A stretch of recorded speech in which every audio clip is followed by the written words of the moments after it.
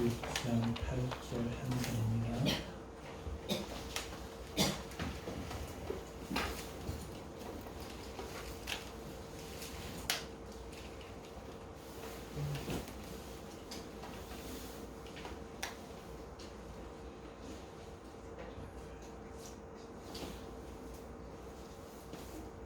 같이 읽어볼까요? 같이 읽습니다. 시작. 오직 성령이 너희에게 임하시면 너희가 권능을 받고 예루살렘과 온 유대와 사마리아와 땅끝까지 이르러 내 증인이 되리라 하시니라. 아멘. 오늘 말씀의 제목은 약속대로 오신 성령님. 약속대로 오신 성령님입니다. 성경은 구약과 신약으로 되어 있습니다. 성경은 구약과 신약으로 되어 있는데 구약을 올 테스트먼트라 그렇게 얘기하고 신약은 뉴 테스트먼트라 얘기합니다. 이 테스트먼트라는 것이 언약, 약속을 말하고 있습니다. 언약, 약속인데 특별히 테스트먼트는 언약 중에서도 유언과 같은 일방적인 그런 약속입니다. 우리가 계약을 어떤 집을 사거나 할 때 그냥 일방적으로 집 한 사람이 얼마 사시오 그러면 집 사는 사람이 돈 다른 걸 주고 그렇지를 않죠. 그렇죠? 우리 사람들 사이에서 약속은 서로 간의 약속이 상대적인 것이 있어요. 그래서 이렇게 하면 이렇게 하겠다 계약을 하지요.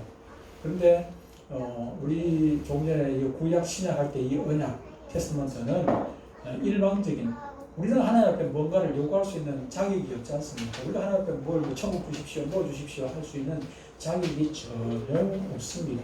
없는데 하나님께서 일방적으로 우리 사랑하셔서 일방적으로 우리에게 약속을 해주시는 그런 언약, 일방적인 언약을 이 테스트먼트에서 찾아볼 수가 있습니다. 어쨌든 이 성경이라는 것은 하나님의 약속의 책입니다.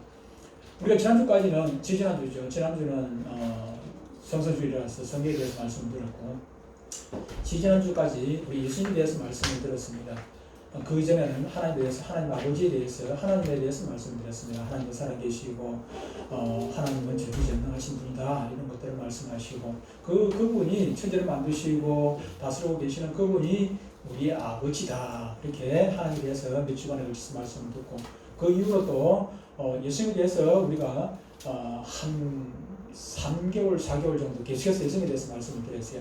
하나님 아버지인데 마지막에 하나님에 대해서 아버지에 대해서 말씀을 드렸었는데 그 아버지의 아들, 외아들 되시는 예수님께서 사람으로 오셔서 어떤 일을 하셨고 우리에게 쉼을 주시기도 하고 물로 포도주를 만드시기도 하고 생명이 되시고 빛이 되시는 예수님이시고 또 나중에 우리를 위해서 십자가에 달려 죽어주신 분이시고 또 죽으시는 걸로 끝나는 것이 아니라 다시 살아나신 3일 만에 다시 살아나신 예수님 그리고 그분께서 살아나신 우리의 승천하신 예수님 하늘로 올라가신 예수님 하늘로 올라가신 그 예수님 다음에 예수님이 계신 나라에 대해서 말씀을 드렸습니다.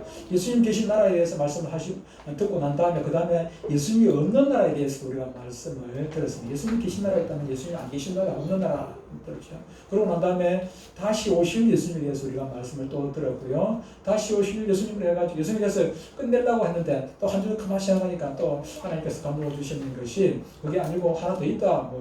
일요일은 예수님이 지지난주 일요일은 예수님의 날이다. 우리가 오늘을 왜 나왔습니까? 오늘이 내 날 같으면 내 마음대로 가서 놀고 뭐 하고 싶은 대로 하면 되는데 이 날은 내 날이 아니라 예수님 날이야. 예수님 날. 그래서 우리가 오늘 이 자리에 나와 있는 거예요. 그래 우리가 예수님에 대해서 지난주에 예수님의 날까지 들었고요. 오늘부터는 성령에 대해서 말씀을 몇 주간에 걸쳐서 듣게 될 것입니다. 구약 신약을 우리가 언약, 약속이라고 그랬는데 그 언약, 약속의 주인공이 누구십니까? 바로 예수님입니다. 무슨 언약입니까? 예수님을 보내주시겠다 하는 언약이고 또 신약에 와가지고는 오신 그 예수님, 메시아가 어떤 일을 행하셨는지를 신약성경에 기록을 해놓고 난 다음에 예수님께서 다시 오시겠다 하는 그 약속까지 되어 있습니다. 계시록 마지막에 보면은 예수님께서 내가 다시 가겠다 그러니까는 요한이 뭐라고 합니까? 아멘 주 예수여 오시옵소서. 내가 속히 가겠다 하니까는 예수님께서 요한이 아멘 주 예수여 속히 오시옵소서. 그리고 신약이 끝이 납니다. 다시 말하면은 약속에서 약속으로 이루어져 있고 약속으로 끝맺는 것이 바로 성경인데 그 중심에 바로 예수님이 계십니다. 예수님이 계시는데 예수님에 관한 약속만 있는 것이 아니라 성경 또한 성령에 관한 약속도 수없이 많이 신구약에 있습니다. 그중에 특별히 대표적인 것들을 구약에 보면은 구약의 대표적인 것들을 몇 가지 보면은 시편 32편 15절에 보면 이렇게 약속을 해놓고 있습니다. 마침내 위에서부터 영을 우리에게 부어 주시리니 광야가 아름다운 밭이 되며 아름다운 밭을 숲으로 여기게 되리라. 그렇게 약속을 말씀을 해주고 있습니다. 장차 메시아가 통치하는 시대가 되면은 하나님께서 성령을 보내주시겠다는 그런 약속입니다. 에스겔서 36장 26절 27절을 보면은 이렇게 또 약속을 해주고 있습니다. 새 영을 너희 속에 두고 새 마음을 너희에게 주되 너희 육신에서 굳은 마음을 제거하고 부드러운 마음을 줄 것이며 또 내 영을 너희 속에 두어 너희로 내 윤례를 행하게 하리니 너희가 내 규례를 지켜 행할지니라. 그냥 주는 정도가 아니라 우리 마음속에다가 성령을 부어주셔서 우리가 하나님의 사람으로 살도록 그렇게 해주시겠다는 그런 약속이신 것입니다. 언제 이스라엘 회복할 때에 우리 심령 속에 성령을 부어주셔서 새 사람이요. 옛날 사람, 더럽고 추하고 못난 그런 사람이 아니라 새 사람으로 만들어 주시겠다는 것입니다. 요엘서 2장 28절 29절에 보면 이렇게 약속을 해주고 있습니다. 그 후에 내가 내 영을 만민에게 부어주리니 미국 사람에게만 주는 것도 아니고 일본 사람에게 이스라엘 사람에게 부어주는 것이 아니라 만민에게 부어주리니 너희 자녀들이 장래일을 말할 것이며 너희 늙은이는 꿈을 꾸며 너희 젊은이는 이상을 볼 것이며 그때 내가 또 내 영을 남종과 여종에 부어줄 것이며 라고 말씀을 했습니다. 여호와의 날이 임하면은 하나님께서 성령을 사람들에게 부어주셔서 놀라운 구원의 역사를 이루어 주시겠다고 지금 약속을 하고 계시는 것입니다. 구약의 이런 수많은 약속들이 언제 이루어졌습니까? 오늘 우리가 성경 읽지는 않습니다만은 사도행전 2장 1절로 4절에 보면 놀라운 역사가 성령의 역사가 이 땅에 임하는 역사가 있게 되는 것을 보게 됩니다. 어디입니까? 오순절 마가 다락방에서 이 놀라운 역사가 임하는 사건이 있었습니다. 우리가 주목해야 할 것은 예수님께서도 구약에 있는 것이 아니라 신약에 오셨던 그 예수님께서도 성령에 관한 중요한 약속을 해주셨다는 점입니다. 이 약속의 특징은 주님께서 부활 승천하신 뒤에 그 성령을 보내주실 것이라 하는 그런 약속입니다. 그리고 오셔서 그 성령께서 어떤 일을 할 것인지에 대해서 구체적으로 정확하게 자세하게 말씀을 해주고 있습니다. 구약에서는 성령을 보내주시는데 구약에서 약속은 계약적이고 포괄적인 그런 약속을 해주셨다면은 신약에서 예수님께서 성령에 관해서 약속을 해주시는 것은 보다 더 구체적이고 실제적인 약속을 해주고 있는 것을 우리가 보게 되고 이런 구체적인 것들이 바로 그대로 지켜졌다는 것을 우리는 성경을 통해서 알게 됩니다. 그런데 중요한 것은 이것이 2000년 전에 그 약속대로 2000년 전에 그대로 이루어진 것으로 끝나는가 단회적으로 끝나는가 그것은 결코 아니라는 것입니다. 그 외에도 성경에 보면은 수많은 곳에서 성령이 임한 것을 보게 되고 뿐만 아니라 그것이 지금 그 성령의 역사가 끊어진 것이 아니라 오늘 이 자리까지 그 성령께서 역사해주고 계시는 것을 우리는 보게 됩니다. 그래서 성령에 관한 약속이 오늘까지 지켜있다는 것을 우리가 안다면은 그렇다면은 우리가 보다 성령에 대한 지식들을 우리가 가져야 하지 않겠습니까? 성령이 어떤 분이시고 성령께서 어떻게 역사하고 또 성경에서는 그 성령을 어떤 성령에 관해서 어떤 약속을 해주고 있는지 그것을 보다 우리가 구체적으로 알고 있어야 우리가 성령의 은혜를 우리가 누릴 수가 있지 않겠습니까? 그러면 주님께서 성령이 해주고 있는 성령에 관한 약속이 무엇인가 하는 것입니다. 그리고 이런 것들은 어떻게 이루어지고 있는가? 첫 번째로 성령으로 세례를 받게 될 것을 약속을 해주고 있습니다. 주님께서 성경으로 통해 가지고 성령을 세례로 받게 될 것을 약속을 해 주셨다는 것입니다. 사도행전 1장 5절을 우리가 같이 한번 읽겠습니다. 앞을 보면서 같이 읽습니다. 앞을 보고 시작. 요한은 물로 세례를 베풀었으나 너희는 맨날이 못되어 성령으로 세례를 받으라 하셨느니라. 아멘. 주님께서 성취하시면서 제자들에게 남기신 유언과도 같은 그런 말씀입니다. 유언이죠. 유언입니다. 우리가 사도행전 1장 8절을 아까 우리가 읽었습니다만 오늘 본문을 읽었죠. 사도행전 1장 8절. 1장 8절에 주님께서 말씀을 하고 난 다음에 1장 9절에 보면은 바로 성천하시는 그 장면이 나옵니다. 이 말씀을 마치심에 그렇습니다. 9절에 보면 이 말씀을 마치시고 바로 성천하신 장면이 그 뒤에 나오는. 그럼 마지막에 이 말씀이 지금 성천하신 바로 직전에 지금 감람산에서 많은 모인 사람들 앞에서 이 말씀을 지금 하신 것이거든요. 그러니까는 바로 유언이죠. 유언과 같은 말씀입니다. 주님을 대신해서 성령이 오실 텐데 그때 성령으로 세례를 받게 될 것이라 하는 그런 언약입니다. 약속입니다. 우리가 예수 믿고 한 1년쯤 되면은 물로 세례를 받게 될 것입니다.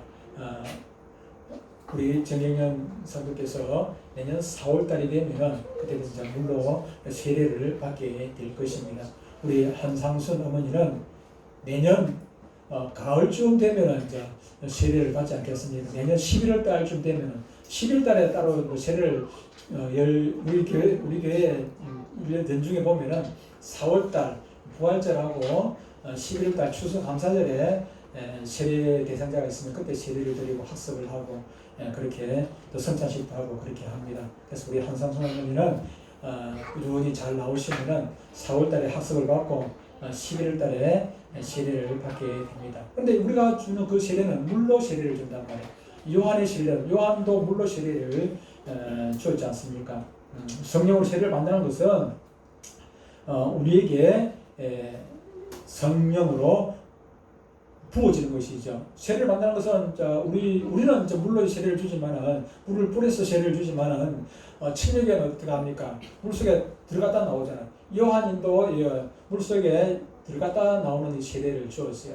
물로 물 속에 들어갔다 나오는 것. 그럼 다시 말하면은 성령으로 세례를 받는 것은 물 속에 성령으로 잠기는 것. 성령으로 잠기는 것. 물 속에 잠기듯이 성령으로 완전히 우리가 잠기는 것 뿐만 아니라 또 우리가 물세례를 이렇게 뿌리듯이 성령이 우리 가운데 이렇게 물을 뿜으면 우리가 물이 물 속으로 스며들지 않습니까? 그렇죠? 그처럼 성령이 물 속에 스며드는 것, 물 속에 들어가는 게 임재하는 것, 그것을 말씀합니다. 그러니까는 성령으로 세례를 받다는 것은 우리 심령이 성령에 이렇게 하나가 성령과 하나가 되는 것을 얘기를 합니다.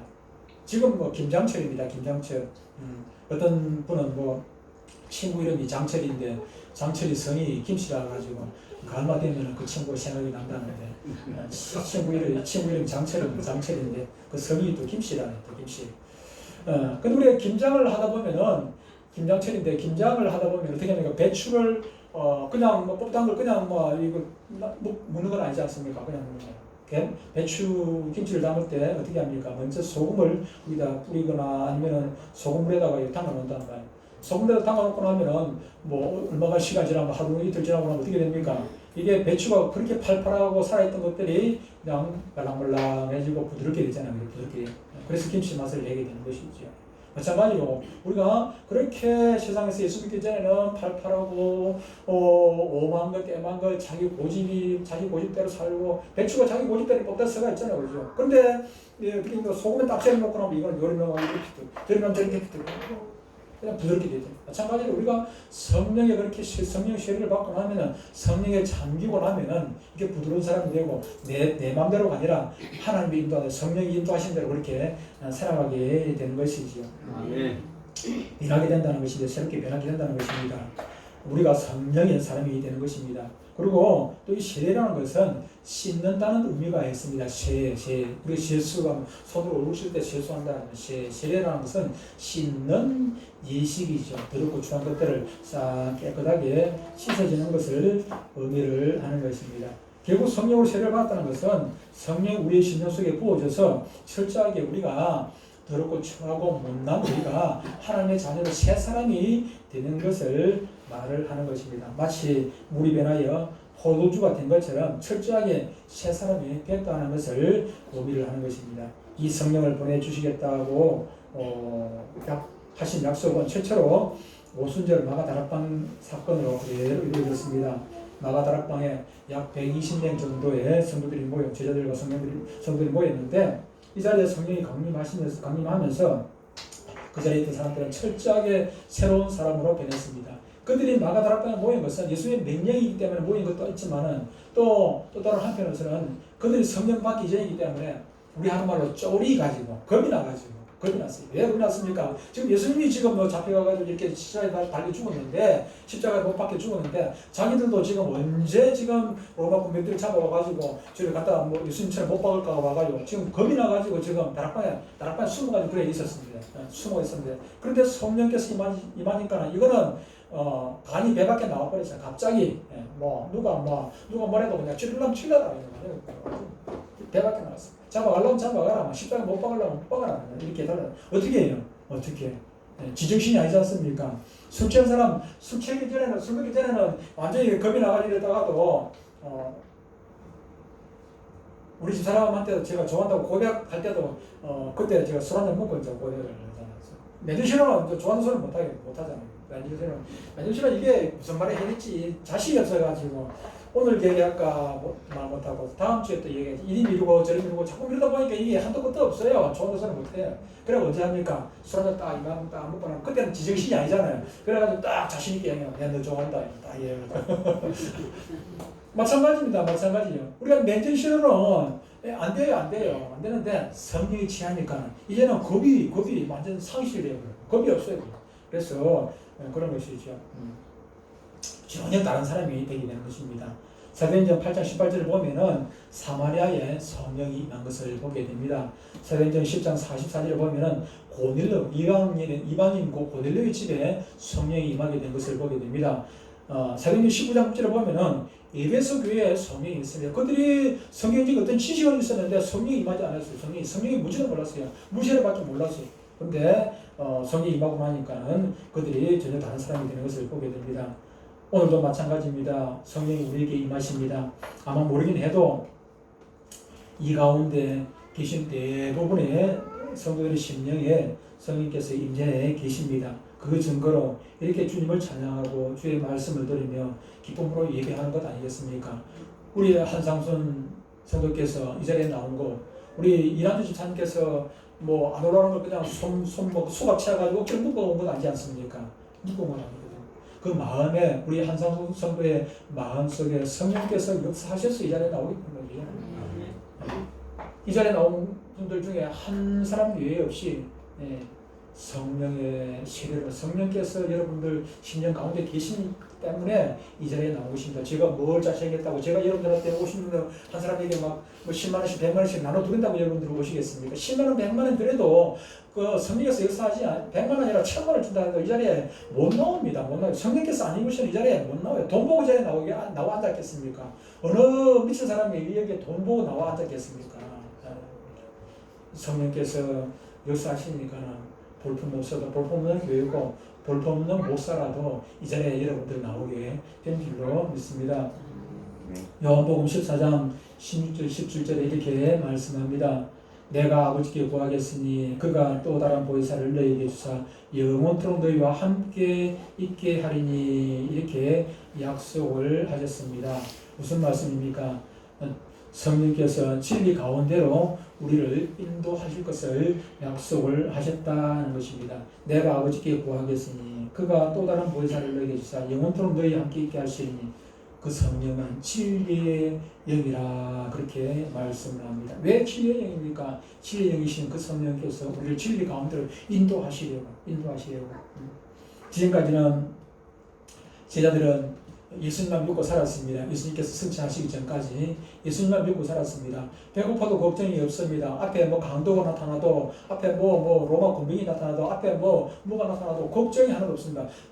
뭡니까? 이 파도가 터가지고 지금 배가 뒤집혀지기 직전인데 그때 예수님께서 어떻게 합니까? 바람을 보고 막 꾸짖습니다. 바람을 보고 명령을 내요. 잠잠하라고 막 명령. 바람이 그냥 잠잠해. 세상 사람 보고 명령하는 것도 아니고 바람을 보고 명령하니까 바람이 잠잠해져요. 파도가 잠잠해져요. 그런 분이니까는 그런 분하고 같이 사니까 겁날 게 뭐가 있겠습니까? 겁날 게 뭐가 있어요.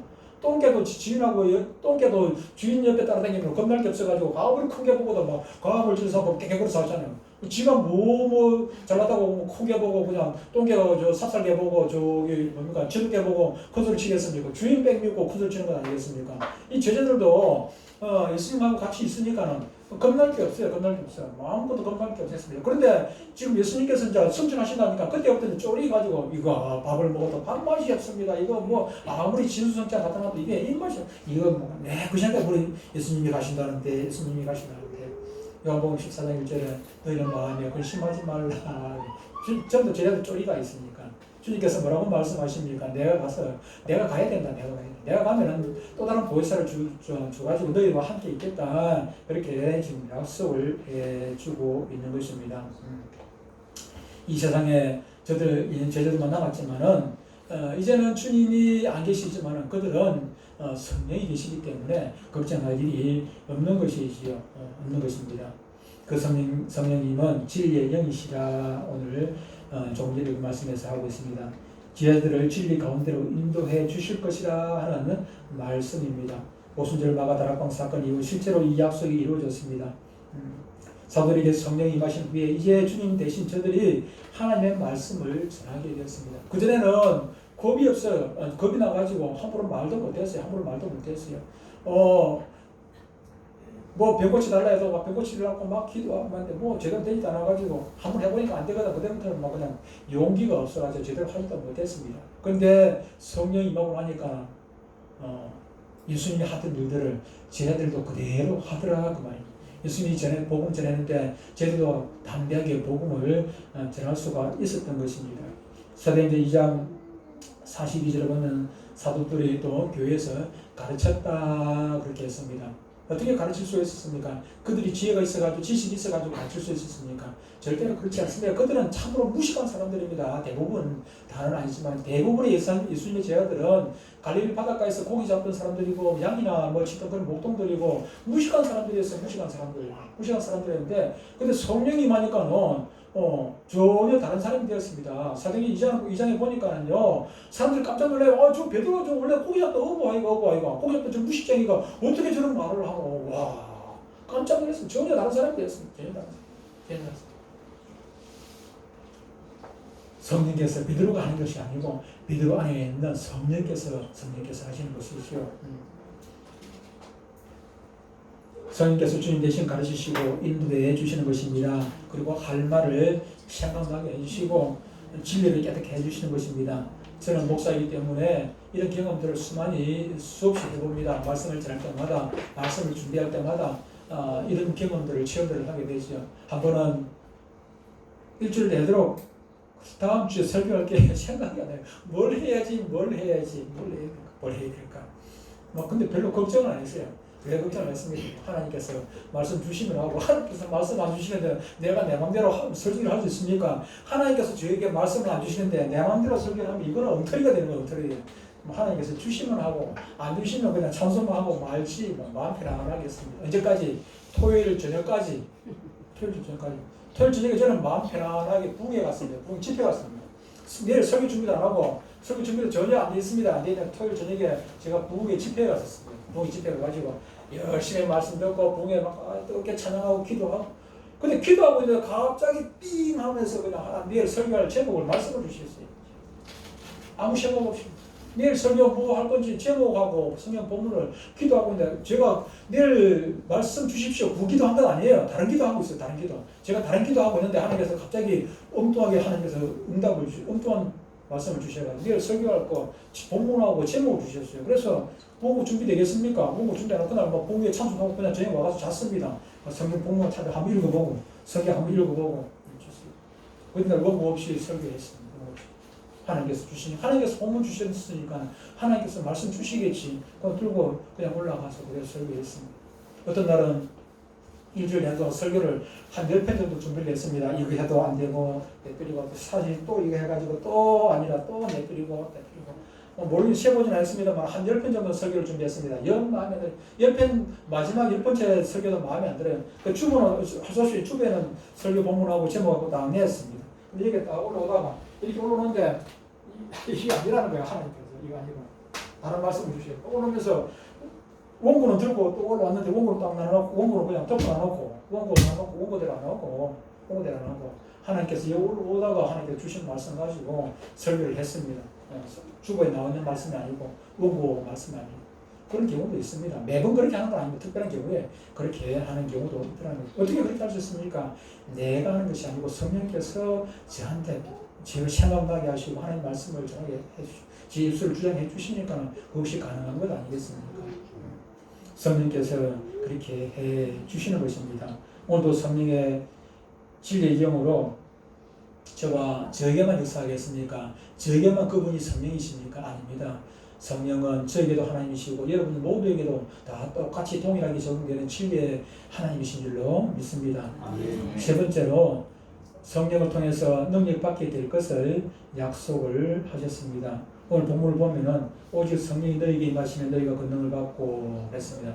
즉 성령이 우리에게 임하시면은 능력을 받게 될 것이라 그렇게 말씀드렸습니다. 성령을 받았는데 능력이 없으면 아무것도 할 수가 없습니다. 아무것도 할 수 없어요. 그랜저를 하나 샀는데 그 안에 기름이 없으면은 그랜저 아니라 그랜저 저 할아버지라도 쓸모가 없어요. 캐딜락이라도 쓸모가 없습니다. 비행기를 한 대 받았, 비행기를 하나 선물을 받았다 할지라도 거기 기름 없으면 아무 소용이 없어요. 여러분들이 아무리 예수 믿어도 성령의 권능을 받지 않냐고는 아무 일도 할 수 없습니다. 아무 일 자체를 할 수가 없단 말이에요. 능력이 없는 사람이 되는 것입니다. 그런데 안타깝게도 그 능력이 어떤 것인지를 구체적으로 오늘 본문에서 말씀을 해주고 있지는 않습니다. 오직 성령 능력을 권능을 받고 성령이 말씀 너희가 권능을 받고 권능이라고 말씀을 하긴 했는데 그 권능이라는 것이 어떤 능력인지 그래서 많은 사람들이 추측을 합니다. 성령의 능력 받으면은 병도 고치고 귀신도 쫓아내고 죽은 사람도 살리기도 하고 뭐 이런 것 저런 거 눈에 보이는 가시적인 어떤 그런 것들을 생각하는 분들이 참으로 많이 있습니다. 그런데 결코 그렇지 않다는 것을 우리가 오늘 본문을 통해서 알 수가 있습니다. 어떻게 오늘 본문에서 말씀을 하고 있습니까? 능력, 오직 성령이 너희에게 마시면 너희가 권능을 받고 그 다음에 뭡니까? 권능을 받으면 예루살렘과 온 유대와 사마리아와 땅끝까지 이르러 내 증인이 되는 성령의 권능을 받으면 예수님의 증인의 삶을 살게 된다. 그렇게 말씀을 하고 있는 것입니다. 성령의 권능을 받으면 귀신 쫓아낼 수 있다. 성령의 권능을 받으면 죽은 사람 살릴 수 있다. 병 고칠 수 있다. 그런 얘기를 하고 있는 것이 아니라 성령의 권능을 받으면 복음 전하는 사람이 된다. 그렇게 말씀을 하고 있는 것입니다. 전에 제가 말씀을 했습니다만 구약은 무엇입니까? 선지자 시대라 그랬습니다. 오신 예수님을 전하는 사람이 선지자 시대. 신약은 무엇이라 했습니까? 증인 시대라 그랬습니다. 증인. 최초의 증인이 누굽니까? 12사도들입니다. 사도들부터 시작해가지고 오늘 저와 여러분들 그리고 마지막 증인이 누굽니까? 누구라 했습니까? 계시록 11장에 보면은 두 증인이라고 나와 있습니다. 두 증인. 그 증인이 마지막 그 증인 시대 끝나고 나면 예수님이 재림을 해요. 더 이상 복음이 전하지 않았기 때문에 예수님이 재림을 해요. 예수님 재림 시편까지 두 증인이 활동을 해가지고 복음 전하게 되는 것이죠. 우리가 성령의 권능을 받고 나면은 증인의 삶을 살게 된다 하는 것을 말씀을 하고 있습니다.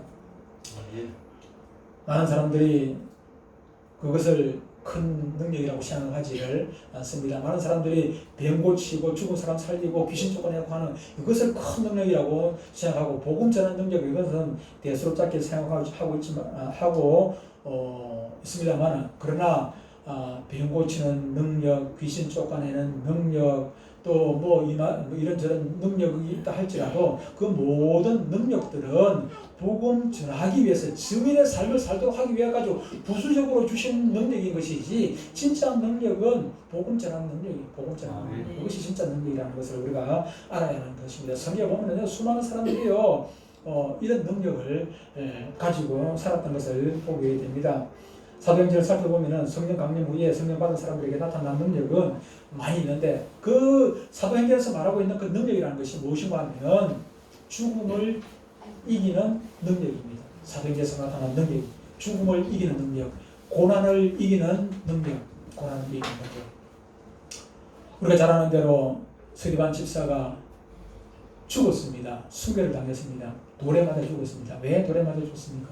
복음 전하다가 예수님 전하다가 돌에 맞아 예수님이 우리가 쉽게 시행하는 대로 막 죽은 사람을 살리고 병 고치는 거 이런 것이 권능이라면은 사도행전 1장 8절에서 말하는 권능이 그것이라면은 그 권능을 스데반이 받았다면은 돌이 날오다가도 도망을 가야 되고 돌에 맞아도 하나도 아프지도 않고 깨지지도 않아야 되지 않겠습니까? 알아야 되지 않겠습니까? 그런데 그것이 아니라는 거예요. 스데반이 성령의 권능을 받고 나니까 돌에 맞아도 복음을 전하는 입이 살아가지고 복음을 전하더라는 것입니다. 돌에 맞아 결국은 죽었지 않습니까? 그럼에도 불구하고 그가 죽을 때까지 복음을 전했어요. 죽기 직전까지 복음을 전했다는 거예요. 그것이 성령의 권능이에요. 성령의 권능. 베드로는 복음을 전하다가 체포를 당했습니다. 협박을 받았습니다. 매를 맞았습니다. 옥에 갇혔습니다. 잡으면 잡히고 가두면 갇히고 성령의 권능을 받았는데도 불구하고 잡으니까 그냥 잡혀 끌려갔습니다. 그냥 가다 보니까 꼼짝도 못하고 그냥 갇혀 있었습니다. 물론 또 옥문이 열려가지고 나오기도 했습니다만 나오기도 했습니다. 그냥 베드로는 아무 힘이 없습니다. 그냥 갇혀 있었어요. 그러다 불구하고 복음을 풀어주면서 뭐라고 얘기합니까? 매를 때리면서 다시 나와가지고 예수 전하지 마라. 그러니까는 뭐라고 얘기합니까? 주님께서 내가 죽을 것 같은 내가 안전하고 살겠나 너는 그렇게 못한다 이렇게 자신 있게 이야기하고 또 맞을 각오를 하고요 그렇게 얘기를 하더라고요. 그렇게 하더라고요. 제가 전에 있었던 강도살에 있었던 교회 그 목사님 말도 그분은 우리하고 차원이 다른 분입니다. 그 목사님. 군대 가가지고 얼마나 많이 맞았는지 복음 전하다가 얼마나 많이 맞았는지 그냥 그분은 참으로 막 그냥 대책이 없는 분이에요. 막 복음 전하는 거 외에는 대책이 때리면 맞고 그냥 막 감옥에 가면 감옥 가고 대책이 없어요. 그냥 고지 곧대로 성경 말하는 대로 그냥 융통성이라고 하면 이만큼도 없는 분 융통성이 없는 분이거든요. 그러다 보니까 복음 전하다가 뭐 물바가지 뒤집어 쓰는 거는 막 말도 못하게 뭐 수도 없이 물바가지 뒤집고 빵 모두 터지고 맞고 그냥 조금 침 뱉고 뭐 그리 해도 그냥 이건 뭐 대책이 없어요. 제가 봐도 대책이 없는 분이 그분 그렇게 사셨어요. 근데 그분이 참 지금 연세 드셔가지고 참 저래 사시는데 안타깝긴 합니다만 연세 드시니까 할 수 없어요. 어쨌든 그렇습니다. 왜 그렇습니까? 그분이 그렇게 사실 수가 있었습니까? 그분이 돈 때문에 그렇게 하겠습니까? 아니지 않습니까? 성령의 권능이 임하니까는 뺨을 맞아도 그게 별로 아프질 않아요. 이것보다도 더 복음 전하기 더 기쁜 거예요. 더 즐거우니까. 야고보가 어떻게 됐습니까? 요한의 형님 야고보는 결국은 죽었지 않습니까? 칼로 목베임을 당했습니다. 그런데도 그는 저항하지 아니하고 어떻게 성령이 임했는데 그리고 목이 잘리는데도 그렇게 목이 잘려 죽는데도 그렇게 복음을 전하게 됩니까? 성령의 권능이 많으니까. 마치 오뚜기와 같습니다. 바로 이것이 물러서지 않는 능력, 포기하지 않는 능력이 성령을 통해서 저와 여러분들에게 주어지는 능력입니다. 물론 베드로가 안전비기를 일으키는 치유의 능력을 행했습니다. 그러나 그 일로 인해 가지고 베드로는 바로 옥에 갇히게 되었습니다. 더 큰 고난을 당하게 된 것입니다. 그러니까 치유의 능력은 여기서 말하는 성령 능력의 핵심이 아닙니다. 귀신 쫓아내는 능력은 오늘 사도행전 1장 8절에서 말하는 핵심 능력이 아니라는 사실입니다. 바울은 감옥에 갇혀서도 뭐라고 얘기합니까? 감옥에 갇혀가지고 뭐 할 게 있습니까? 그런데 그가 뭐라고 고백을 합니까? 내게 능력 주시는 자로서 내가 모든 것을 할 수 있다. 뭘 하겠습니까? 감옥에 갇혀서 할 수 있는 게 무엇입니까? 입만 살아가지고 복음 전하는 거. 복음 전하는 거. 너희들 내 손 묶어 봐봐라. 내 다리 묶어 봐봐라. 그래도 나는 내가 복음 전할 수 있다. 그 말이지 않습니까? 입은 살아있으니까 복음 전하겠다는 것입니다. 내가 모든 걸 할 수 있다. 모든 것이 무엇입니까? 복음 전하는 것입니다. 그렇습니다. 성령의 능력은 고난을 막는 능력이 아닙니다. 고난을 견디는 능력입니다. 성령의 능력은 대적과 싸워서 그 대적을 간단하게 물리치는 것, 처치해버리는 그런 능력이 아니라 대적이 나를 넘어뜨리게 한다 할지라도 다시 일어서는 그 능력을 얘기하는 것입니다. 바로 우리 주님께서 보여주신 저 십자가의 능력입니다. 죽었으나 사는 능력입니다. 졌으나 이기는 능력입니다. 패배했으나 다시 승리하는 그 능력을 지금 말씀을 하고 있는 것입니다. 사랑하는 성도 여러분, 이런 성령의 능력으로 충만하시기를 바랍니다. 그래서 어떤 우리 앞에 어떤 어려움이 있다 할지라도 포기하지 마시기를 바랍니다. 어떤 고난이 와도 어떤 유혹이 와도 결코 물러서서는 안 되는 것입니다. 끝까지 참고 견디시기를 바랍니다. 이 일을 내 힘으로 할 수 없기 때문에 주님께서 저와 여러분들에게 성령의 권능을 주시겠다는 것입니다. 때로는 힘들고 왜 힘들지 않겠습니까? 베드로가 옥에 갇히는데 채찍에 맞는데 왜 힘들지 않겠습니까? 그럼에도 불구하고 힘들지만 그것을 이길 수 있는 능력을 주님께서 성령을 통해서 우리에게 베드로에게 주셨기 때문에 베드로가 그것을 이기더라 하는 것입니다.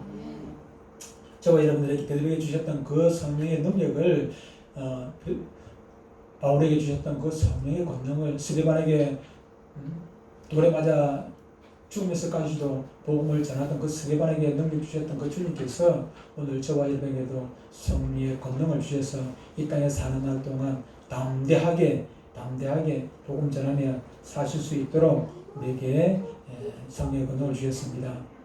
무기를 가지고 사용하지 않으면 그 무기가 있으나 마나 아니겠습니까? 주님께서 우리에게 칼을 주셨습니다. 이 에베소서 1장에 보니까는 성령의 검, 곧 하나님의 말씀이라 그랬습니다. 성령의 검. 우리에게 칼을 주셨습니다. 칼을 주셨는데 칼을 그냥 칼집에다 꽂아 놓고 가만히 놓으면 그냥 목소리에 못 쓰게 돼요.